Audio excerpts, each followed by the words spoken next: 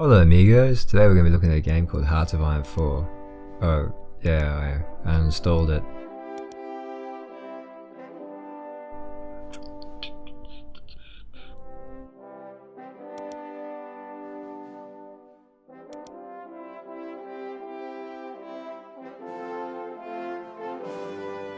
NANI?!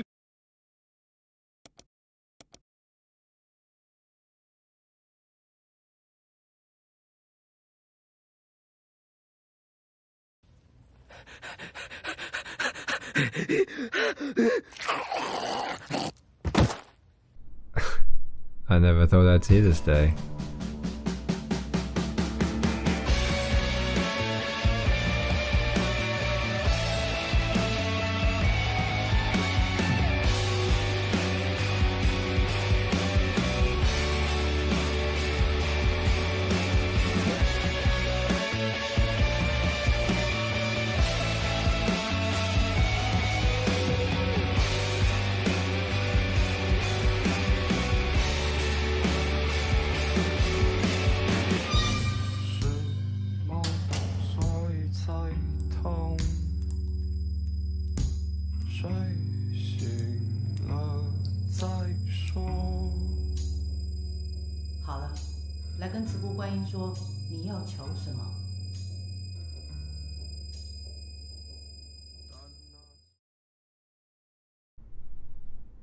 This is Devotion. It's a first-person horror/puzzle game made by Red Candle Studios. This game is often compared to the likes of Silent Hill PT and What Remains of Edith Finch. I haven't played PT, but I definitely get the Edith Finch comparison. And the devs at Red Candle Studios even admit these games were big influences when making Devotion. Among other things, of course. Devotion is set in 1980s Taiwan, in what can only be described as a rundown and tiny apartment. Maybe I'm a bit spoiled for Lebensraum, having grown up in one of the emptiest countries in the world, but I can't imagine living here. I guess the supernatural stuff doesn't help either.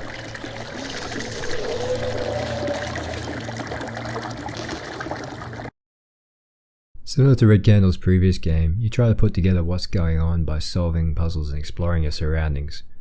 Because this whole game you're trapped in an apartment, but it's not like a real apartment, it's more of a freaky apartment. Let's be honest here though, if you've heard anything about this game, it's that it was banned from Steam. And if you've watched any of my previous videos, which why would you have, you may have already heard me mention Devotion and the controversy surrounding it. But let's break it down in a more factual matter. Okay, where do I start?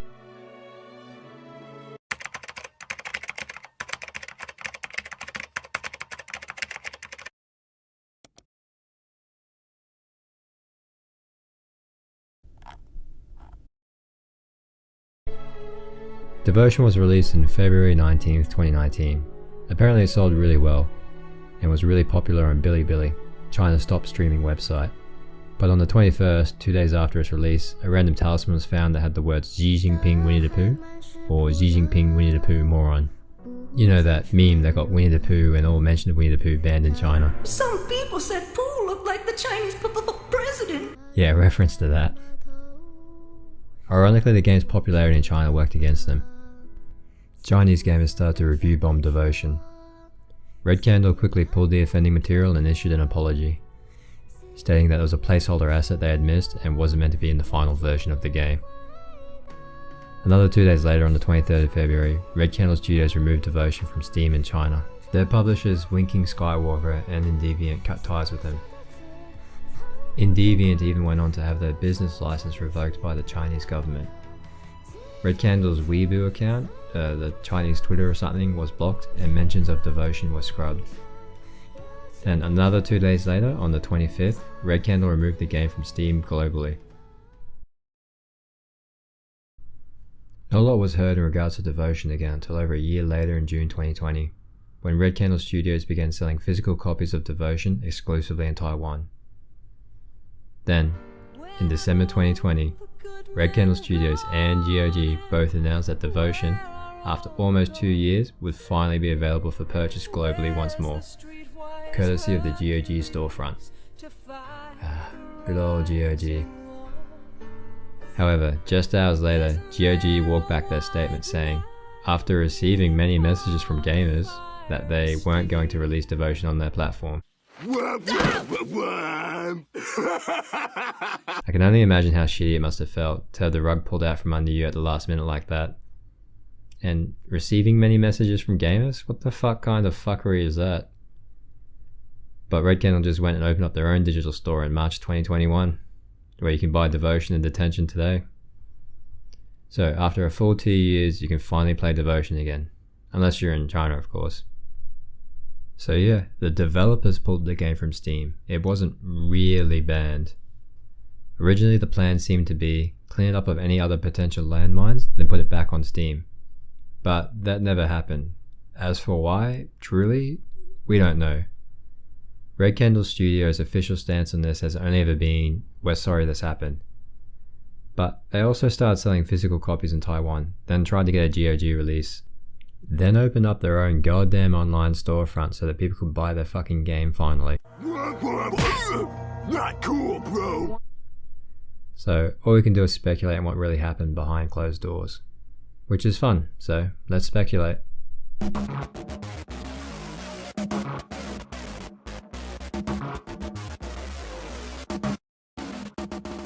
Maybe they pulled it because they were being pressured by Steam. Steam is pretty big in China.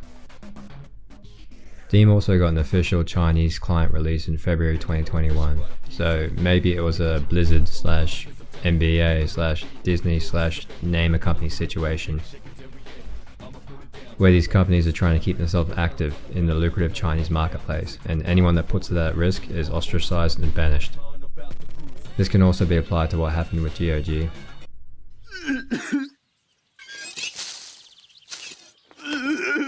Oh, come on, don't cry, man. Cyberpunk wasn't that bad. I don't cry. Crying's for ladies like you.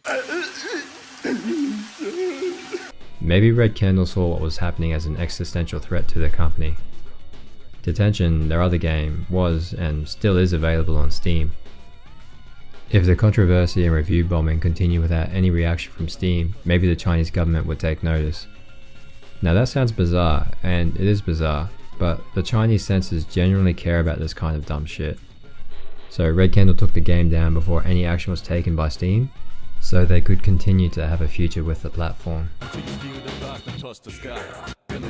Red Candle was in crisis and took the game down as damage control. It was rumoured that they were being held liable by their publishers for their losses as a result of the controversy. But later down the road, once the heat was off, and with the support of their fans, they were able to bounce back. A fucking Winnie the Pooh joke. Alright, now that I've covered that, I'm going to give a bit of a soft spoiler warning for Devotion. I don't normally do this early, but so much stuff in this game is symbolic or foreshadowing, and this game is first and foremost a mystery that you have to unravel. You should be fine, but if you're the kind of person this spoiler applies to, then this game has my recommendation. It's a short game at 3 hours long, but decent value for money at around $10. And their online store is safe. I hope you enjoy it. Ooh, it's also DRM free, so that's cool. So how does this game run? Well, it can be a little bit choppy at times. I thought that it might be because of OBS, so I tried running the game without it, and that seemed to make it better. Ooh. Yeah, this game nuked my computer. I was really worried at first. Did I just download a virus? Was this some kind of PC bricking bug? But I looked around and no one else had this problem. Or any problem at all, really. After some investigation, it just turned out my graphics card was dead. It was around 10 years old at this point, and running the game with OBS in the background just pushed it over the edge. Runs fine now.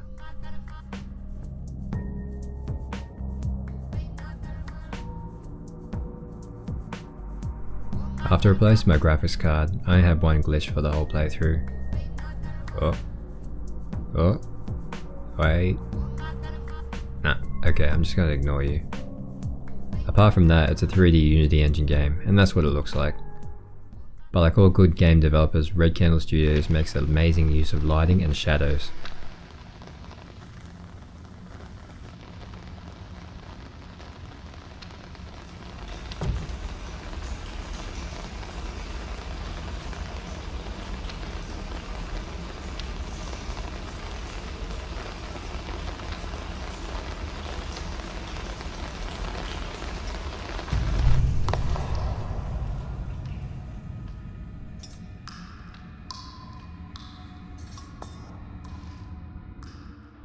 This part always makes my skin crawl.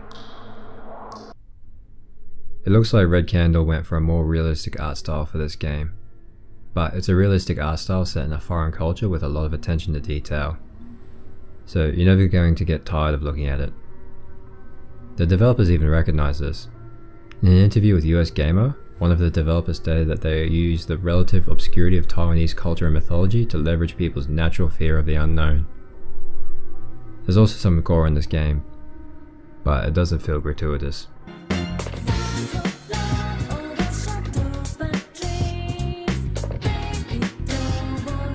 I'm starting to think that music and sound design is more important in horror games than in any other genre. I might be wrong. Even as I'm writing this, I'm thinking of times where silence in horror game is just as effective.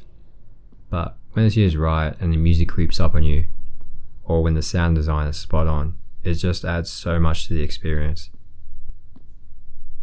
There are some really cool moments with the music, like this part after you solve this puzzle. It sounds like music is passing through like a thick layer of sludge.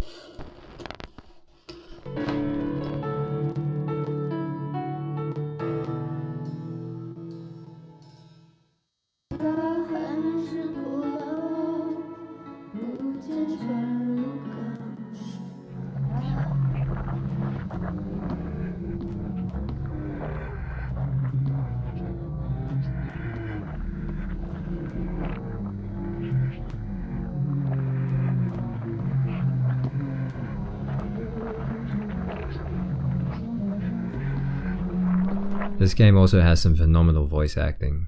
Maybe. I'm not sure since I don't speak Mandarin, but...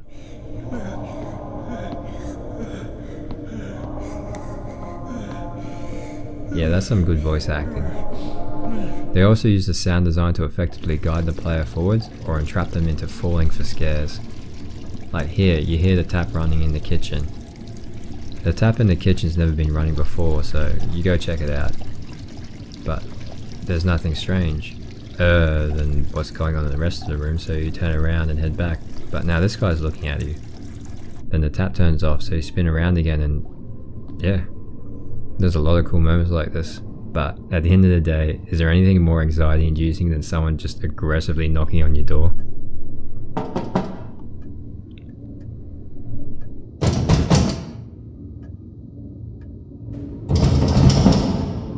I think I mentioned before that Red Candle Studios shows really good attention to detail in this game. And environmental cues like the paper doll doing the dishes before wouldn't work without it. Red Candle Studios are actually really good at this horror thing.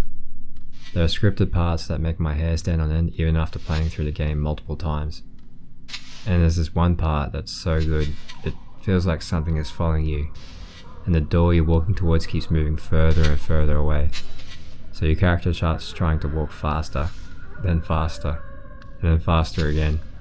This panic is infectious.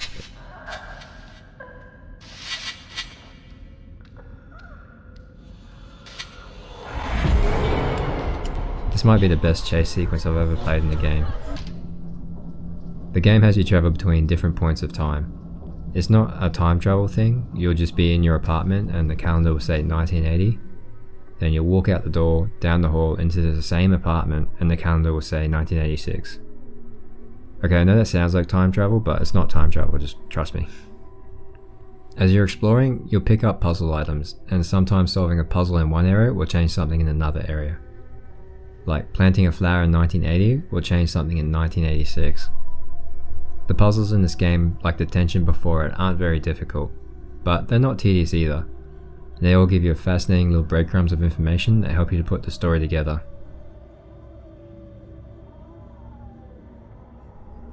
A little nitpick I have is that there are these moments where the game will take control away from the player for like really trivial shit, which is a cardinal sin in my opinion. Like pointing you at a sign that's already in front of your face, like, yeah, cheers mate, I wouldn't have seen that. Or the storybook sequence where you're constantly waiting on the narration to finish before you can move on. This doesn't apply to cutscenes, just stuff like I mentioned before. You play mostly from the point of view of a man named Du Feng Yu, and the story is mostly told through the environment. Like for example here when you're moving in. You're unpacking your belongings, which include your screenwriter's awards and your wife's pictures from when she was an actor. There are notes all over the place though. I know that's a bit of a trope, but the game justifies it by having the main character be a celebrated but now struggling screenwriter. 不要吵爸爸。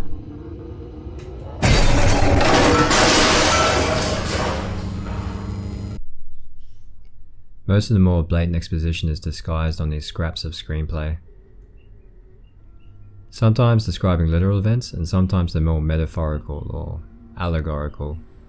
I never really learned the difference between those two words. There's a lot of stuff written in Chinese all over the place that's not translated though. I know it's a big ask to say it should be, because there's a lot, but if these posters, slogans and talismans are important enough to put all over the walls, then they're important enough to translate. Especially in this Edith Finch / Silent Hill PT style of game. I mean, of all the things to translate, why? And what else did I miss because I assumed it was unimportant and therefore not translated? You explore around a looping apartment, an adjoining corridor haunted by the spectre of your wife Li Feng and daughter Mei Xin. It becomes pretty clear that you've done something horrible. What's the game trying to tell me here? Your face is also blocked out of family pictures and you have no reflection. So right from the get-go you're given a mystery to solve. What's going on and what has Mr. Do done? Spoiler warning time. If what I've shown you so far interests you, and you want to play the game yourself, then definitely don't watch this part. Skip to here. Alright, first spoiler isn't a story spoiler, it's a gameplay spoiler, and it's my biggest complaint with this game. And this gameplay spoiler ruins the game more than any story spoiler. If you just want the story stuff, skip to here. Alright, like I said before, Red Candle Studios are really good at this horror thing, but there is one really big problem undermining the horror in this game, and it's the lack of a death state. The chase scene I described before is the only part of the game where you can actually die. All the rest of the game you're safe. Your fear is eroded by a constant feeling of security you have knowing that whatever happens, there won't be a fail state. The lack of a real threat was a problem in Detention, and it's a worse problem in Devotion. Let's say in Alien Isolation, for example. The threat is the alien, obviously, but also that you'll be sent back to your last save point and lose progress. In Darkwood, depending on what difficulty you play on, the fear is that you'll lose important and hard to replace items.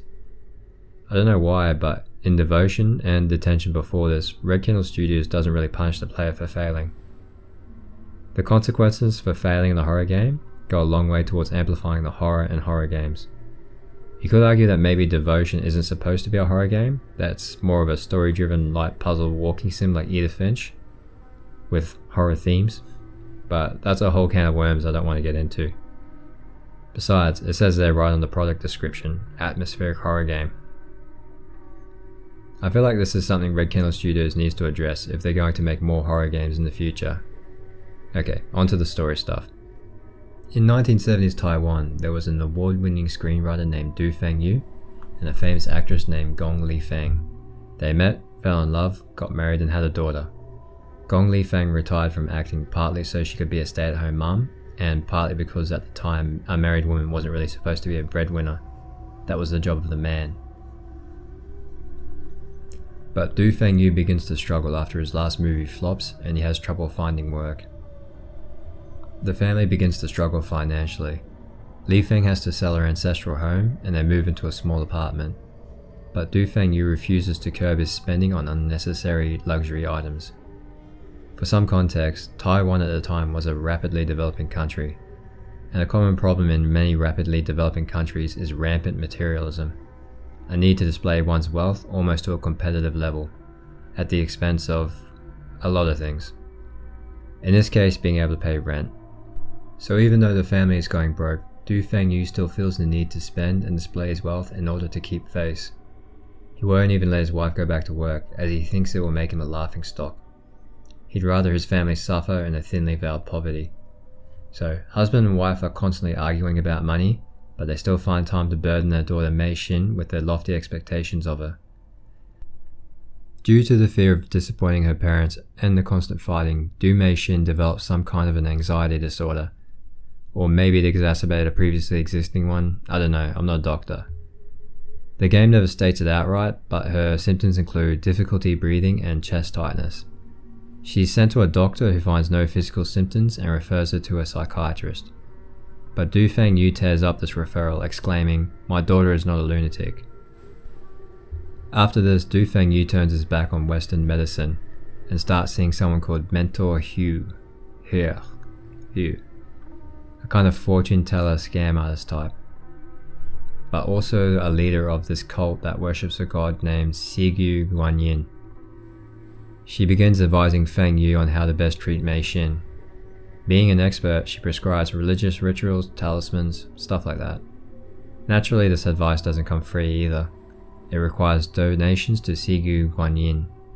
So Feng Yu throws what remains of the family's meager income at a scam artist on a regular basis. When his wife protests, Mentor Hugh tells Feng Yu that his wife is possessed by a demon, and he believes her. By this point, Feng Yu is so desperate, vulnerable, and weak he's been easily indoctrinated into this religious cult. After this, Li Feng leaves her family. She doesn't abandon them, she leaves to find work and save money, away from Feng Yu, with the full intention of returning to rescue her family once she's made enough money. While this is happening, Mei Xin's panic attacks have been getting worse, to the point where she is missing a lot of school. Her mother leaving seems to have kicked things up into their worst point yet. Naturally, Feng Yu sees that Mentor Hugh's advice up to now has been useless. He comes to his senses and takes Mei Xin to get real help. Except of course he doesn't, because that's not how a brainwashed person's brain works. Mentor Hugh prescribes a cleansing wine bath over the course of a week. As in, lock her in the bathroom, don't let her leave the tub, and I guess don't feed her either. Instructions unclear. The wine bath isn't like a grape wine bath though, it's a sorghum based wine. Sorghums are like a type of grain used to make, probably butchering the pronunciation here, baijiu, more akin to moonshine than Chardonnay. You probably should not bathe your young kids in any kind of alcohol, but obviously something that's 60% alcohol is more dangerous than something that's around 12%. He does this, and I'm pretty sure he definitely kills Mei Xin, if not by alcohol poisoning, then by starvation. This is kind of where the solid part of the story is dropped, and the rest of it can be interpreted in different ways. There are a few other things that were interesting, but I couldn't quite figure out the meaning behind, like here with the two doors. Does the second door being boarded up represent Du Fengyu boarding up Mei Xin in the bathroom, symbolizing the fact that he's boarded up the other avenue for her well-being? These chairs here with 8 written on them, but there's 7 chairs. That set me off for some reason. When you first grab the lighter, you're in a room reminiscent of the Sigyu Guanyin ritual. The main menu changes as you play the game. Is this symbolic of Feng Yu's psyche? There's also a lot of imagery showing that Mei Xin really hates the doctor, syringes, and medicine. Like, what did he actually do that she hates him that much? The only concrete thing is the referral to a psychiatrist. But maybe it was just normal inoculation stuff, but it triggered her anxiety disorder. I knew a girl in primary school who would have panic attacks on needle day, so maybe it was something like that. There's also definitely some cultural stuff that goes over my head as well.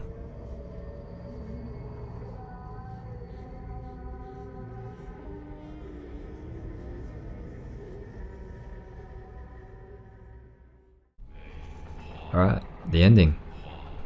The ending of this game is when devotion slides a little. Whereas in detention, the last section of the game is where everything becomes clear and the ending wraps things up in a neat little bow. But in devotion, they left the ending really open. A little too open for my taste. Up to this point, a lot of the information was cryptic or allegorical, or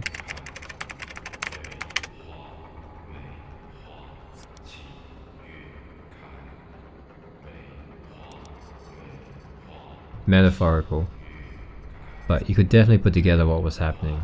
It was concrete to a certain extent. There's a fine line between leaving things open to interpretation and just dropping the plot altogether to make things more mysterious. Maybe I missed something though. With how steep this game is in Taiwanese culture and mythology, something may have been lost in translation. Alright, I remember feeling genuinely sick as I approached the bathroom door. The lead up was that good.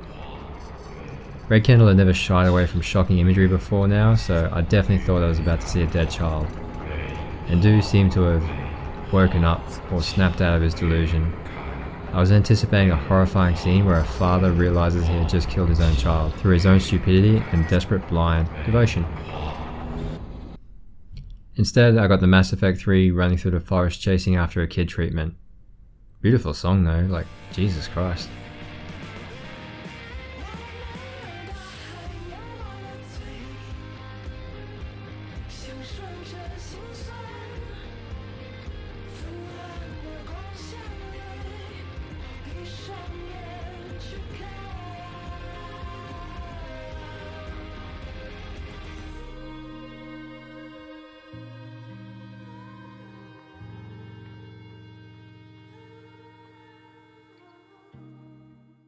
After the credits, you get a scene where Feng Yu is sitting stock still in front of a static TV. You only see it from the back though. So what does all this mean? Well, I have two theories for the ending. Theory 1. Du Feng Yu is dead by his own hands, and he's going through his own personal Buddhist style of hell. See, the elevator's got karma written on it? Apparently in Chinese religions and folklore, if someone suffers a not peaceful death, they can end up stuck in our world as a malignant spirit haunting the place where they died. The end scene is Du Feng Yu coming to terms with what he's done so that he can be cleansed of his bad karma, move on, and join Mei Xin. This is probably the most on-brand ending theory for a Red Candle game. Theory 2. The main menu shows the living room change over time, becoming more like the 1987 version. Once you finish the game, you can hear a dog barking in the background, and someone's knocking at the door. Even though no one is shown in the main menu screen, you could speculate that Li Feng comes home to find that Mei Xin is dead, and Du Feng Yu is broken mentally because of what he's done to Mei Xin. Li Feng is trying to find out what Feng Yu has done to Mei Xin, but Feng Yu is too far gone to speak comprehensively. He's just rambling, not making sense, going through the events of the game but in his own mind, not even realizing that Li Feng is there.